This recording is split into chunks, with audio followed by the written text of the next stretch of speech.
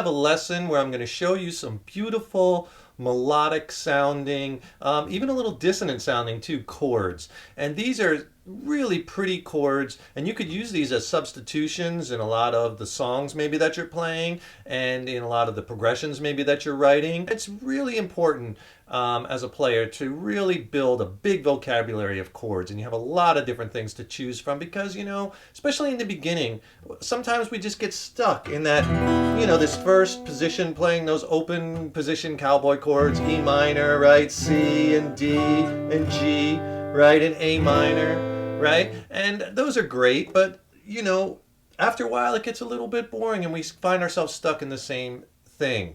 This will get you moving around on the fretboard a little bit and open you up to some new voicings. And you could play these on electric or acoustic. I'm using the acoustic today, but they sound great on electric, especially with a little delay and maybe a little bit of reverb. Keep expanding your chord vocabulary, and no matter what level of player you are, you can always learn some new chords.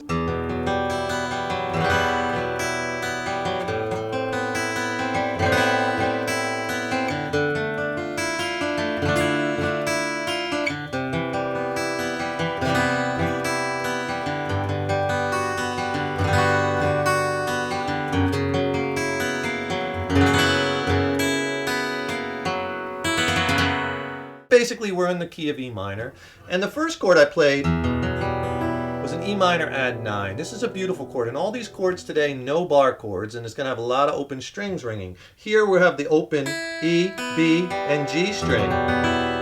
Beautiful chord. You could substitute that for an E minor chord, right? Or another chord you might like is this one. That has that beautiful dissonance. That's an E5 with a sharp 11. Again, we have those strings, those high strings ringing. The second chord I played was this guy here, A minor 9. Again, you have the high strings ringing, the high E and the B. That's a really nice chord. We're just adding the ninth or B note to our A minor chord, making it an A minor 9. You can also play the chord this way if you want to stretch. Really beautiful chord. You could substitute that for an A minor chord in your progressions, right? Another really cool A type chord that I can put into this progression or your progressions is this one. That has that cool haunting dissonance. That's an A5 sharp 11, kind of similar to that E5 sharp 11 I showed you earlier. There's that sharp 11, right? Right, so you just play like an A suspended chord. If you're not familiar with that, it's just first and second fingers on the D and G string, second fret. Everything else open. That's a pretty chord too, right? That's an A suspended second. If you move that up to that fifth fret, there's that A minor 9 I showed you before, right? But the second fret, A sus2, and then with your pinky, grab that B string, fourth fret. It's a little bit of a stretch. It's an E flat note. Pretty dissonant, right? That's a cool chord. Now the next chord I played was a variation on a D minor chord. It was a D minor add 9, where I'm adding the high E string open. I'm not playing a bar chord. If you want to think about this real easy terms, take your A minor open chord played with your second, third, and fourth fingers and slide that up to the sixth fret, right? But hook your first finger on the D note, fifth fret A string. And that's a D minor add 9. Notice I'm not flattening the first finger and playing like a D minor bar chord. No bar chords this, but no bar chords this lesson. But see how that doesn't ring out and have the dissonant, have that little melodic note there, that ninth, that high E string. The next chord I played was a C major 7. Again, top 3 strings open. Alright, now that looks like your C chord that you're probably familiar with, that you've played a gazillion times, your basic C major. Just take off the first finger and you have a C major 7. Isn't that pretty?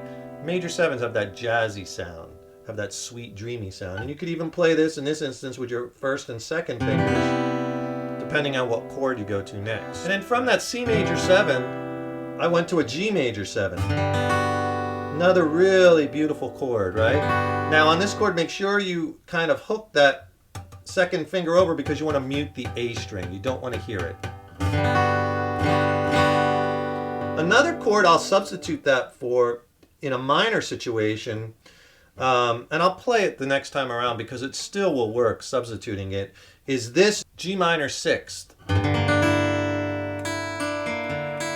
Has that cool kind of dark foreboding sound, right? That minor sixth. Again, we're not playing the A string. And then after the G chord, I went to this chord, which is awesome. Again, we're not barring. I'm hooking my first finger over to play this F sharp note on the second fret of the low E string, and then I'm playing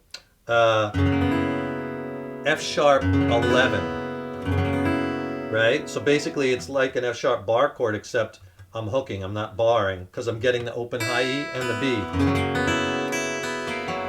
That's a really beautiful chord. I'll throw a bunch of them together again in a similar progression just so you could hear them. Maybe something like...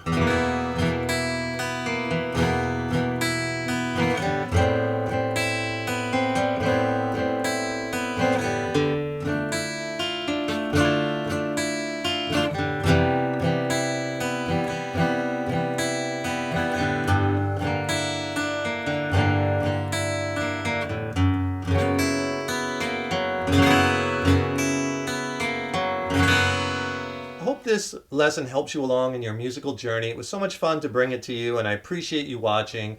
Take the chords, kind of mix them up, spin them around, put your own spin on them, give them a try, have fun with them. They're beautiful and pretty and haunting. And remember one thing, your guitar playing is an evolution. Take care.